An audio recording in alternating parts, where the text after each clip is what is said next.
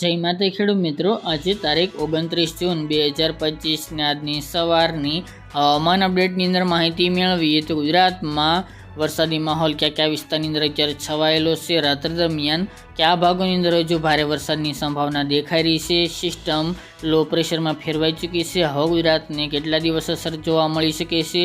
આગામી દિવસની અંદર વરસાદનો નવો રાઉન્ડ ક્યારે આવી શકે છે તેની વિસ્તારથી અપડેટ મેળવીશું.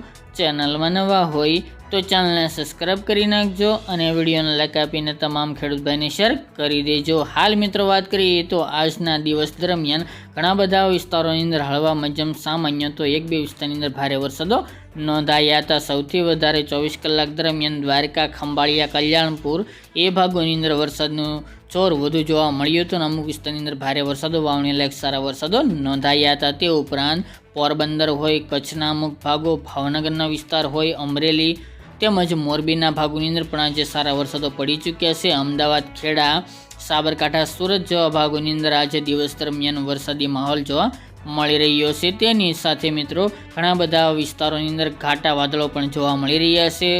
ઝાપટા, રેડા એવી રીતે પણ ગુજરાતના અનેક ભાગોની અંદર આજે વરસાદી માહોલ જોવા મળી રહ્યો છે. હાલ મિત્રો સિસ્ટમ અત્યારે દ્વારકા, કચ્છની આમ તો ગણવા જઈએ તો અરબી સમુદ્રને અડીને આવેલી છે, જેના કારણે મિત્રો તેનો મુખ્ય ભાગ અરબી સમુદ્રમાં હોવાને કારણે વધુ વરસાદ અરબી સમુદ્રમાં જોવા મળી રહ્યો છે.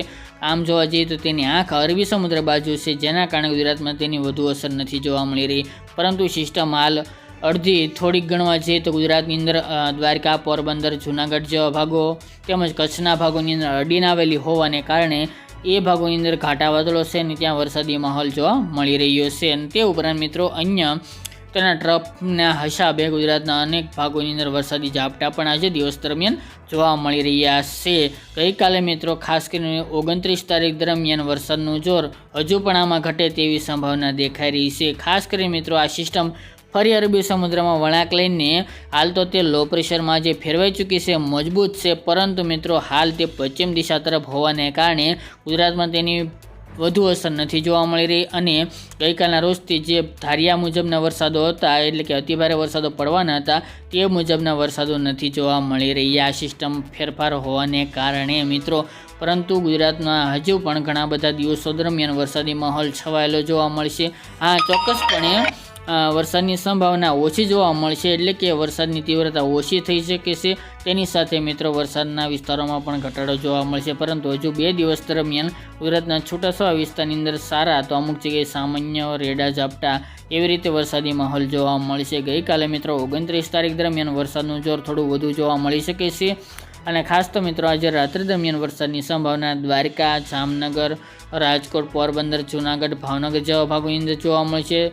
જે દ્વારકા, જામનગર, પશ્ચિમ અને દક્ષિણ સૌરાષ્ટ્ર છે તેમાં વરસાદનું તીવ્રતા વધુ જોવા મળશે. એ સિવાય સુરેન્દ્રનગર, બોટાદ, મોરબી જેવા ભાગોની અંદર કોઈક જગ્યાએ વરસાદી ઝાપટા તો હળવા પડી શકે છે વરસાદ. કચ્છના પણ પશ્ચિમ કચ્છના ભાગો અને પૂર્વ કચ્છના ભાગોની અંદર હળવા સામાન્ય ભારે વરસાદો ત્યાં પણ હજુ રાત્રે દરમિયાન જોવા મળશે. કાલે પણ મિત્રો વરસાદની તીવ્રતા ઘટી શકે છે, પરંતુ છૂટાછવાયા વિસ્તારની અંદર અમુક જગ્યાએ સારો વરસાદ નોંધાશે. બાકી ગુજરાતમાં એટલે કે સાર્વત્રિક જગ્યાઓની અંદર હળવા સામાન્ય ઝાપટા, રેડા એવી રીતે પડશે. ખાસ કરીને દરિયાકાંઠાના વિસ્તારની અંદર વરસાદ કન્ટિન્યુ જોવા મળશે, તેમાં હમણાં વરાપની સંભાવના હાલ જોવા મળતી નથી. અને ખાસ કરીને મિત્રો અત્યારે જે લો પ્રેશર સિસ્ટમ અરબી સમુદ્ર અડીને ગુજરાતને અડીને આવેલી છે અને એક અપર એર સાયક્લોનિક સર્ક્યુલેશન ખાસ કરીને બંગાળની ખાડી અને બાંગ્લાદેશ આસપાસ જોવા મળી રહ્યું છે. આ બંનેના સમન્વયને કારણે ગુજરાતથી લઈને એટલે કે અરબી સમુદ્ર લઈને બંગાળની ખાડી સુધીના ટ્રફ હાલ આ સિસ્ટમનો લંબાવવાનો હોવાને કારણે ગુજરાતમાં અત્યારે તમામ ભાગોની અંદર હવામાનમાં પલટો જોવા મળી રહ્યો છે. બેક ટુ બેક વાદળો જોવા મળી રહ્યા છે. અમુક વિસ્તારની અંદર ઘાટા વાદળો જોવા મળી રહ્યા છે. પરંતુ હાલ આ સિસ્ટમનો છોડ બીજી વિપરીત દિશામાં હોવાને કારણે તેનો લાભ ગુજરાતને નથી મળી રહ્યો. પરંતુ ઝાપટા, રેડા રૂપી ગુજરાતમાં વરસાદી માહોલ છવાયેલો જોવા મળશે અને આગામી દિવસની અંદર પણ હજુ મિત્રો આવા રીતે વરસાદી માહોલ છવાયેલો જોવા મળશે. 3-4 જુલાઈથી ફરી એક મિત્રો એક રાઉન્ડની સંભાવના છે, તારીખમાં ફેરફાર થઈ શકે છે. 5 તારીખ કદાચ આંબી જાય તેવી પણ સંભાવના દેખાઈ રહી છે, કારણ કે હવે જે વરસાદ આવશે તે ઉત્તર ગુજરાત, મધ્ય પૂર્વ અને કચ્છને વધુ અસર કરશે. ત્યાં વરસાદની સંભાવના વધુ દેખાઈ રહી છે આ જુલાઈ મહિનાના રાઉન્ડની અંદર, કારણ કે મિત્રો હવે જે વરસાદો આવશે તે બંગાળની ખાડીની સિસ્ટમના આવશે અને ગુજરાત સુધી સિસ્ટમમાં પહોંચશે, જેના કારણે તેની તીવ્રતા એ મુજબની છે, જેટલી મજબૂત થશે એ મુજબની આગળના રાઉન્ડની અપડેટ આપતા રહીશું. આ હતી મિત્રો આજની વહેલી સવારની